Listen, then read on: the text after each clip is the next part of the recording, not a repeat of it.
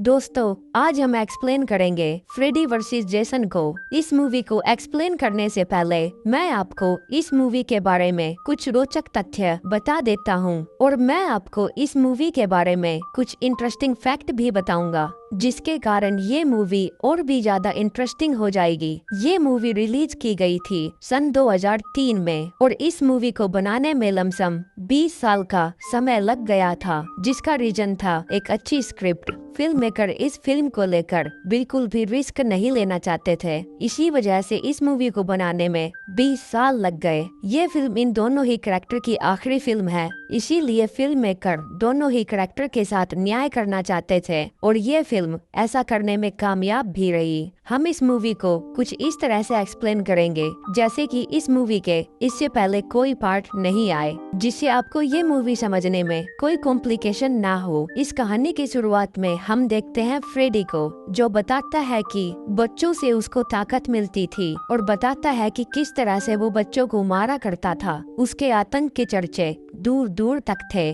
और कहता है कि फिर स्प्रिंगवुड के माँ बाप मेरे खिलाफ खड़े हुए। उन्होंने कानून अपने हाथ में ले लिया और मुझे जलाकर मार दिया। जब उन्होंने मुझे मार डाला, मेरी मौत के बाद मैं और बदतर हो गया और अब मैं बच्चों की नींद में आकर उन्हें मार डालता था। मुझको उनके डर से ताकत मिलती थी। इसके बाद स्प्रिंगवुड के लोगों ने मुझसे छुटकारा पाने का रास्ता ढूंढ निकाला। मुझसे जुड़ी हुई जितनी भी यादें थी सभी को मिटा दिया। अब सभी लोग उसे भूल गए हैं। अगर कोई उसको याद नहीं करेगा तो वो वापस नहीं आ सकता। वापस आने के लिए उसे लोगों का डर चाहिए और अपने इस डर को फैलाने के लिए उसने पूरे नरक को छान डाला और उसे कोई ऐसा मिला जो उसका ये काम कर सकता था। उसका नाम था जेसन। फ्रेडी नरक में आराम कर रहे जेसन के पास जाता है उसके मोम के भेस में और उसे जागने के लिए कहता है कि तुम्हें स्प्रिंगवुड के लोगों को जाकर मारना है। सभी लोग अब तुमको भूलने लगे हैं। अब क्योंकि जेसन अपनी मोम की कोई बात नहीं टालता था, इसीलिए वो जाग जाता है और अपने रास्ते पर निकल जाता है।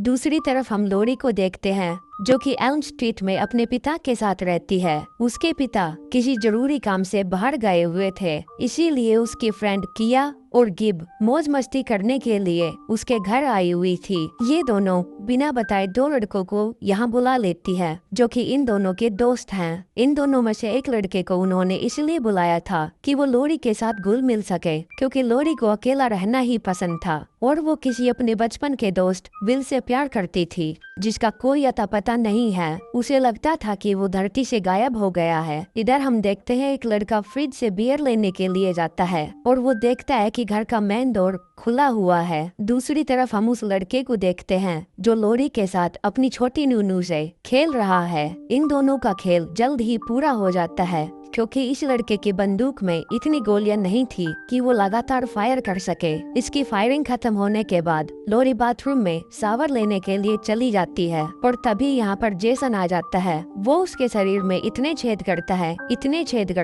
जितने छेद छालनी में भी नहीं होते, जिसके कारण उसकी दर्दनाक मौत हो जाती है। इधर लोरी जो शावर ले रही थी, उसको कुछ आवाजें सुनाई देती है और वो अपने दरवाजे के पास जाती है जहाँ पर बहुत सारा खून है। वो दरवाजा खोलती है और चिल्लाने लगती है और अब ये सभी लोग डरकर अपने घर से बाहर आ जाते हैं और जोर जोर से चिल्लाने लगते हैं। किस्मत से डेप्यूटी स्कॉट वहाँ से गुजर रहे थे। इसके बाद पुलिस वाले वहाँ पहुँच जाते हैं। डेड बॉडी देखने के बाद एक ऑफिसर शेरिफ विलियम से कहता है ये फ्रेडी का काम लगता है। शेरिफ गुस्सा हो जाते हैं और कहते हैं कि उस कमीने का नाम भी मत लो और कहते हैं कि पहले हमें खुद पर काबू रखना होगा। हम इस बात को शहर भर में फैलने नहीं दे सकते। लेकिन दूर खड़ी लोरी ये सारी बातें सुन लेती है और ये शुरुआत थी कि फ्रेडी को अब लोग जानने लगे थे। इसके बाद इन सभी बच्चों को पुलिस स्टेशन बुलाया जाता है और उन सब से अलग अलग पूछताछ की जाती है। शेरिफ विलियम की हालत खराब लग रही थी। इस डिपार्टमेंट में सभी लोगों को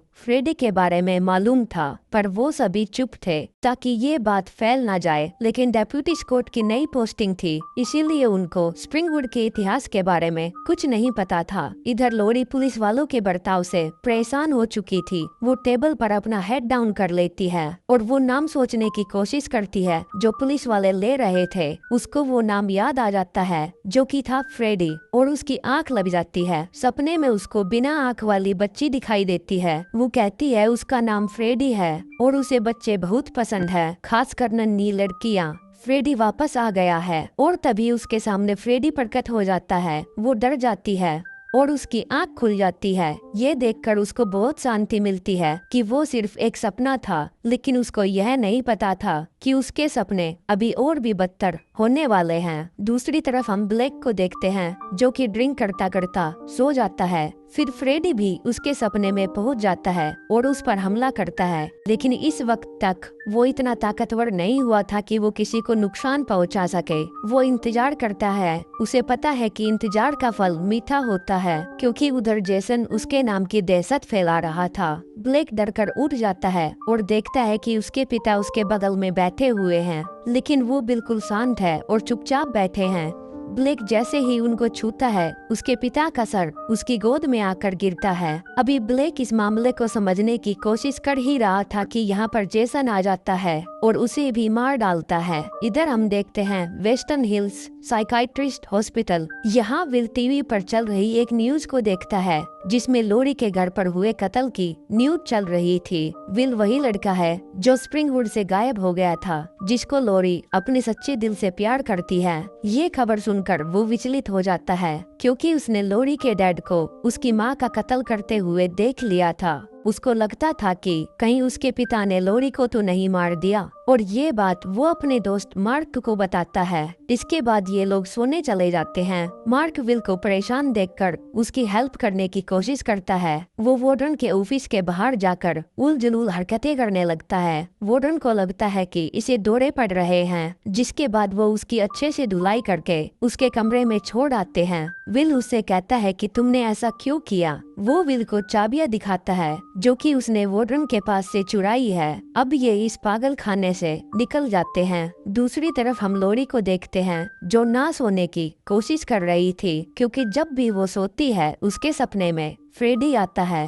अपनी नींद से छुटकारा पाने के लिए वो स्कूल जाना ज्यादा बेहतर समझती है और अपने पिता के मना करने के बावजूद वो स्कूल चली जाती है। अब इधर एक ऑफिसर आते हैं। वो बताते हैं कि विलियम और मार्क पागल खाने से भाग गए हैं। इधर लोरी स्कूल पहुंचती है और उसे पता चलता है कि ब्लेक भी मारा गया और पुलिस सारा इल्जाम ब्लेक पर ही डाल रही है। वो कहते हैं कि ये सारा करा धरा ब्लेक का ही है। उसने पहले अपने दोस्त को मारा और फिर अपने पिता को मारा और फिर गिल्ट की वजह से उसने अपने आप को मार दिया। पुलिस इस तरह का झूठ इसलिए फैला रही थी ताकि फ्रेडी का जिक्र ना हो और उसका नाम लोगों की जुबान पर ना आए। अगर ऐसा हुआ तो एक बार फिर से कत्लेआम शुरू हो जाएगा, जिसे यहाँ के लोग चाह कर भी नहीं रोक सकते। लोरी गिब और किया को बताती है वो अच्छे से सो नहीं पा रही है। उसको अजीब अजीब बुरे बुरे सपने आते हैं, जिसमें वो किसी फ्रेडी नाम के आदमी को देखती है जिसकी स्किन जली हुई है और उसके हाथ में रेजर ब्लेड जैसे बड़े बड़े नाखून हैं। और इसकी ये बात आसपास खड़े हुए सभी स्टूडेंट सुन लेते हैं। तभी यहाँ पर मार्क पहुँच जाता है जो कि फ्रेडी के बारे में बहुत अच्छे से जानता है और कहता है कि शुक्र करो तुम अभी तक जिंदा हो। वो सपनों में आता है और लोगों को मार देता है। वो फ्रेडी के नाम का यहाँ पर जोर जोर से ढोल पीटने लगता है,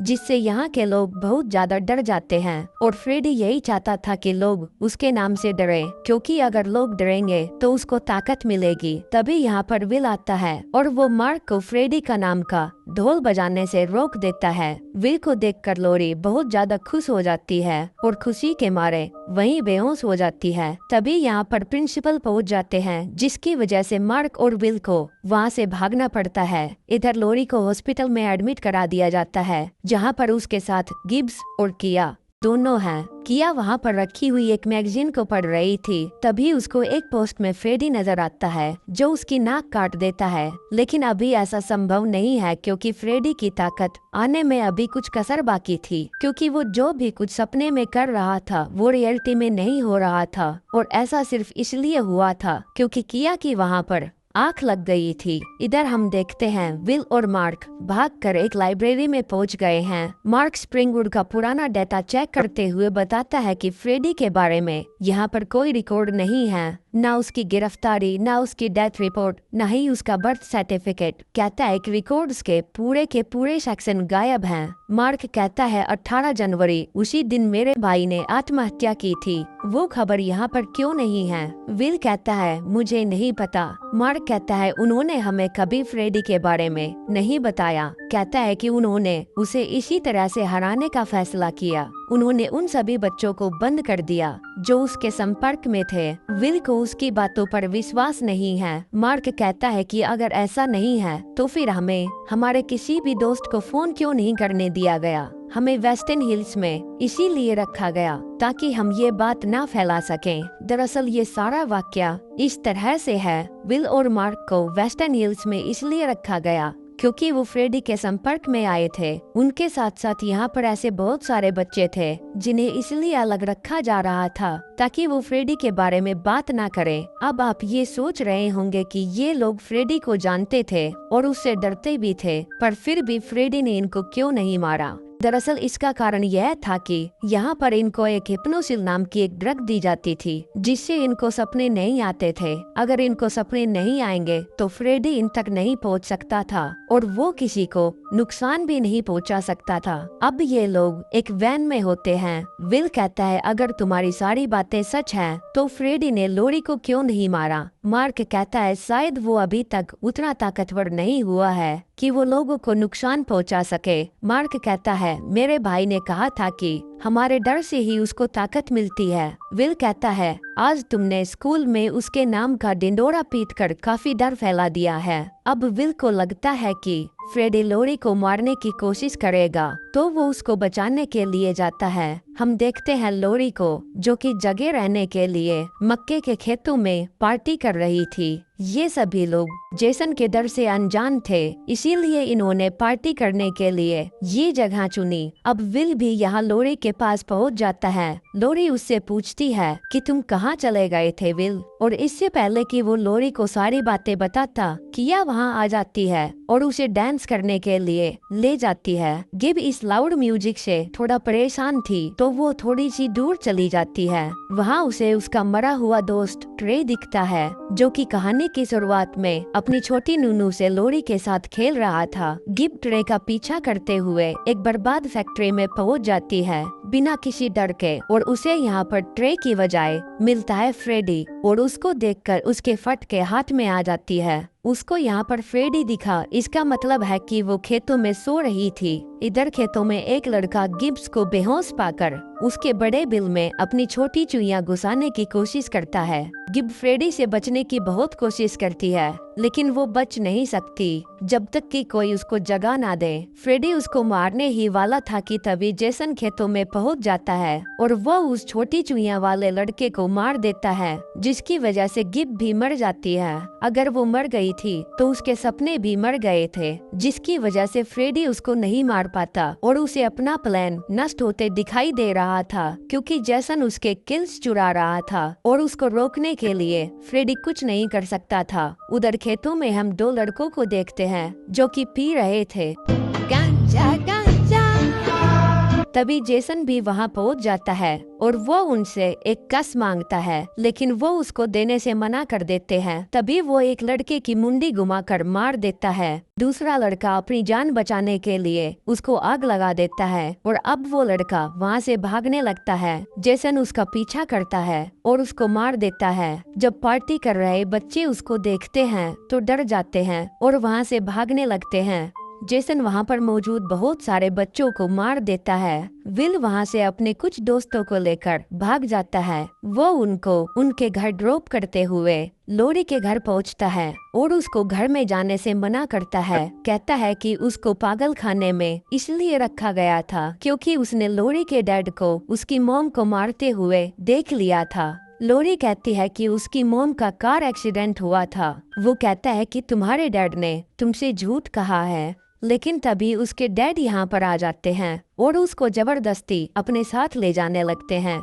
विल उसको रोकने की कोशिश करता है लेकिन वो उसका गला दबाने लगते हैं। इसके बाद लोरी दौड़कर अपने घर के अंदर चली जाती है। उसके डैड भी उसके पीछे आते हैं। लोरी अपने डैड से उसकी मॉम की डेथ का प्रूफ मांगती है लेकिन उनके पास उसकी इस बात का कोई जवाब नहीं था। लोरी दौड़कर अपने कमरे में चली जाती है। उसका डैड भी उसके पीछे जाता है और वो खिड़की से कूदकर बाहर विल को मिलती है और ये दोनों मार्क के पास जाने लगते हैं। दूसरी तरफ हम मार्क को देखते हैं जिसकी हालत कुछ ज्यादा ठीक नहीं थी। वो फ्रेडी के हमले से बचने की पूरी कोशिश कर रहा था। फ्रेडी उसे लोगों तक उसका एक संदेश पहुंचाने को कहता है लेकिन मार्क मना कर देता है। तभी यहाँ पर लोरी और विल दोनों पहुंच जाते हैं। वो पाते हैं कि कमरा अंदर से लॉक है और देखते हैं कि मार्क सो रहा है। देखते ही देखते उसकी कमर पर आग लग जाती है और फ्रेडी उसको इधर से उधर पटकने लगता है और वो उसको मार देता है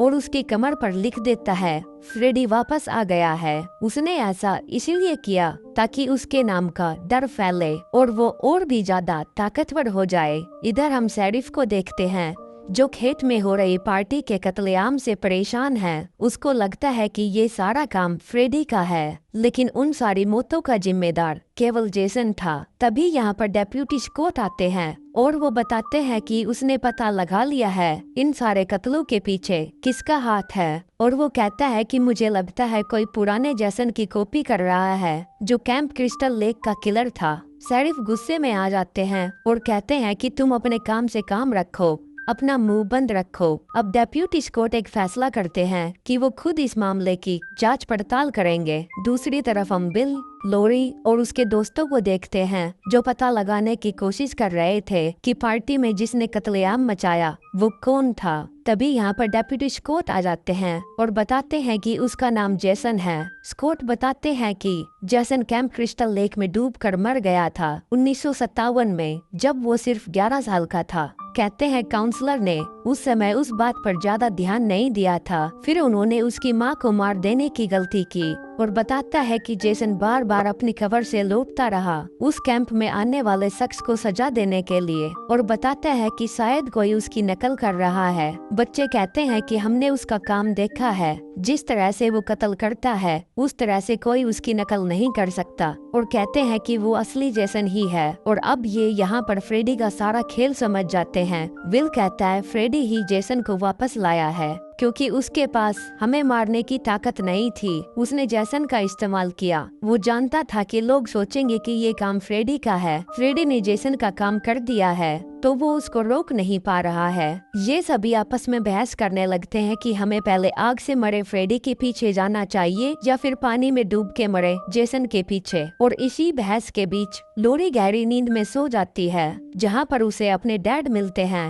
वो कहते हैं कि डरो नहीं बेटा, मैं तुम्हारे साथ हूँ, चलो अब डैड को एक किस करो। वो जबरदस्ती उसको किस करने लगते हैं। तभी फ्रेडी अपने असली रूप में आ जाता है। वो चिल्लाते हुए फ्रेडी का कान पकड़ लेती है। तभी विल उसको जगा देता है और वो देखती है कि उसके हाथ में फ्रेडी का कान है। वो उसे अपने सपनों से हकीकत में ले आई थी। यहाँ पर इनको समझ में आता है कि इनको अपनी नींद से नहीं बल्कि अपने सपनों से खतरा है। विल कहता है कि उस पागल खाने में मुझको सपने नहीं आते थे। लोरी पूछती है क्या तुमको कोई दवाई दी जाती थी? वो बताता है हाँ, हमें कोई हिप्नोसिल नाम की दवाई दी जाती थी। वो सभी उस दवाई को लेने के लिए वेस्टर्न हिल्स में जाते हैं, यानी कि उस पागल खाने में जाते हैं। गार्ड्स को पता चल जाता है कि यहाँ पर कोई घुस आया है। वो चेक करने के लिए जाता है और मारा जाता है। उसको जिसने मारा था वो था जेसन। दूसरी तरफ हम फ्रीबर्ग को देखते हैं जो कि उन सभी से अलग हो गया था और वो कंट्रोल रूम में बैठकर फूंक रहा था गांजा गांजा।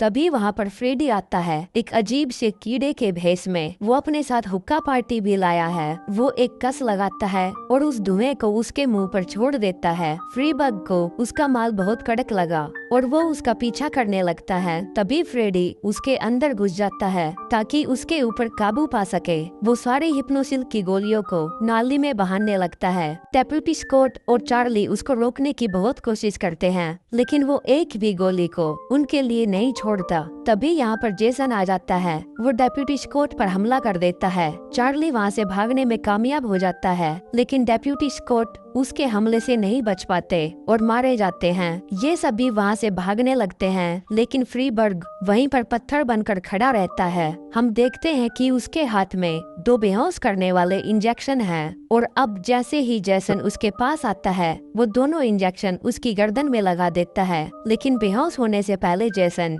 उसके शरीर के 2 टुकड़े करने में कामयाब रहता है और वहीं पर बेहोश हो जाता है। जेसन के बेहोश होने का मतलब है कि अब वो फ्रेडी की दुनिया में जा चुका है, जहां फ्रेडी का प्लान था कि वो जेसन को यहाँ हमेशा के लिए मौत की नींद सुला देगा।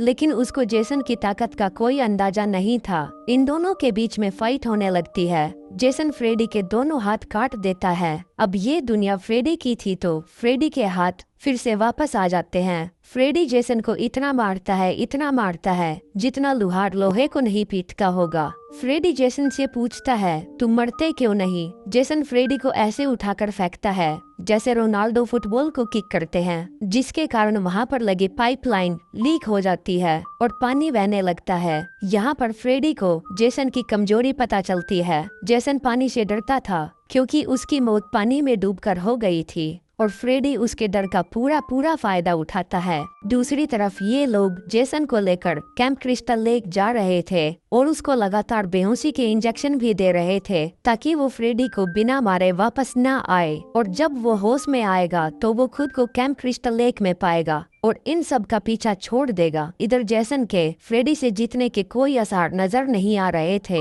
जेसन उसके सामने बच्चों की तरह रो रहा था और फ्रेडी उसको बहुत अच्छे से मैनिपुलेट कर रहा था। अब इन लोगों के पास बेहोश करने वाले इंजेक्शन खत्म हो गए थे। अब ये लोग दूसरा प्लान शुरू करते हैं, जो कि था फ्रेडी को रियल वर्ल्ड में लाना। लोरी एक सोचे समझे प्लान के अनुसार सो जाती है और वो पहुंच जाती है कैंप क्रिस्टल लेक पर, जहां पर वो देखती है कि बहुत सारे बच्चे जेसन को परेशान कर रहे हैं। ये दुनिया लोरी की असल दुनिया नहीं थी, तो वो जेसन की कोई मदद नहीं कर सकती थी। वो मदद मांगने के लिए काउंसलर्स के पास जाती है, लेकिन वो सभी अपनी मस्ती में मस्त थे।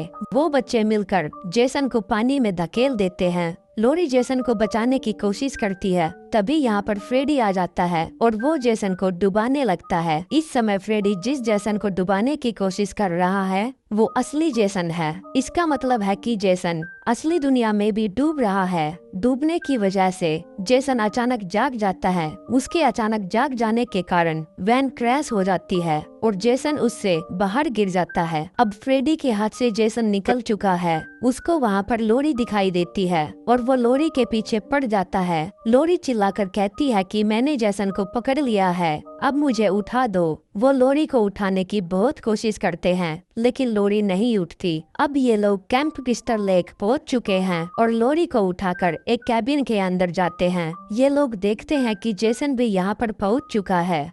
उधर हम लोरी के सपनों में देखते हैं कि फ्रेडी लोरी को लेकर उसके घर जाता है और उसे दिखाता है कि उसकी मॉम को उसके डैड ने नहीं बल्कि उसी ने मारा था। लोरी उसको रोकने की कोशिश करती है, लेकिन कोई फायदा नहीं। अब लोरी वहाँ से भागने लगती है। फ्रेडी उसको पकड़ लेता है और उसके बड़े बड़े संतरों पर कट्स मारने लगता है। लोरी के संतरों पर पड़े इतने बड़े बड़े कट्स को देखकर विल परेशान हो जाता है और चिल्ला कर उसको उठाने की कोशिश करता है। ये शोर शराबा सुनकर जेसन कैबिन में पहुंच जाता है। उसका पैर एक ऑयल कैन पर पड़ता है, जिसकी वजह से वहां पर आग लग जाती है। विल लोरी को बचाने की कोशिश करता है और इस कोशिश में उसको भी चोट लग जाती है। इधर दूसरी तरफ हम फ्रेडी को देखते हैं, जो कि लोरी से कहता है तुम सिर्फ मेरी हो, और कहता है कि मेरी तरफ देख जालिम, तमन्ना हम भी रखते हैं, हुस्न तुम रखती हो, जवानी हम भी रखते हैं, गहराई तुम रखती हो, लंबाई हम भी रखते हैं। और तभी वो जाग जाती है और अपने साथ फ्रेडी को भी ले आती है। और जब फ्रेडी को इस बात का एहसास होता है तो उसे पता चलता है कि वो कितनी बड़ी मुसीबत में है, क्योंकि वो अब जेसन की दुनिया में था और अब जेसन फ्रेडी को बहुत बुरी तरह से मारने लगता है। विल और लोरी वहाँ से निकल रहे थे कि तभी फ्रेडी उनको रोक देता है। तभी वहाँ पर किया भी पहुँच जाती है और वो फ्रेडी को नीचा दिखाने की कोशिश करती है। कहती है कि तूफानों में छतरी नहीं खोली जाती, शर्ट से पहले पैंट नहीं खोली जाती, वाइग्रा खाना शुरू कर दे मेरे दोस्त, खाली उंगली और जुबान से लड़की नहीं खुश की जाती। तभी जेसन वहाँ आ जाता है और उसको मार देता है। शायद उसको ये जोक पसंद नहीं आया। इन दोनों में फिर से फाइट शुरू हो जाती है। जेसन उसके शरीर पर बहुत सारे सरिये घुसा देता है, लेकिन वो उन सरियों से भी नहीं मरता। वो उनको मोड़कर वहाँ से निकल आता है। लड़ते लड़ते ये दोनों लेक के डेक पर पहुँच जाते हैं। जेसन उसको मारने ही वाला था कि तभी फ्रेडी उसकी उंगलियां उड़ा देता है और उसी की तलवार से उसको मारने लगता है। उसे नीचे गिराकर अपने नुकीले पंजे उसकी आंख में घुसा देता है, लेकिन जेसन फिर भी हार नहीं मानता। तभी लोरी और विल डेक पर आग लगा देते हैं। जेसन फ्रेडी का एक हाथ उखाड़ देता है और फ्रेडी उसकी तलवार उसी के सीने में घुसा देता है। तभी वहाँ पर रखा गैस टैंक ब्लास्ट हो जाता है और ये दोनों हवा में उड़कर पानी में गिर जाते हैं। विल और लोरी भी पानी में कूदकर अपनी जान बचाते हैं। वो दोनों पानी से बाहर निकलते हैं और उनको लगता है कि अब सब कुछ खत्म हो चुका है। तभी तलवार हाथ में लिए फ्रेडी उनके पास पहुंच जाता है और उनको मारने ही वाला था कि तभी जेसन पीछे से उसका नुकीला पंजा उसी के छाती के आर पार कर देता है। जेसन लेक में गिर जाता है। फ्रेडी दर्द से तड़प रहा था कि तभी लोरी वो तलवार उठाती है और फ्रेडी का सर धड़ से अलग कर देती है। फ्रेडी लेक में गिर जाता है और ये दोनों सुकून से खड़े होकर चैन की सांस लेते हैं। अगली सुबह हम देखते हैं कि जेसन पानी से बाहर निकलता है, जैसे कि उसने ये जंग जीत ली है और जीत के तौर पर उसके पास होता है फ्रेडी का सर, जो कि अभी भी जिंदा था। वो स्माइल पास करता है और आंख मारता है। इसी के साथ ये कहानी यहीं पर एंड हो जाती है।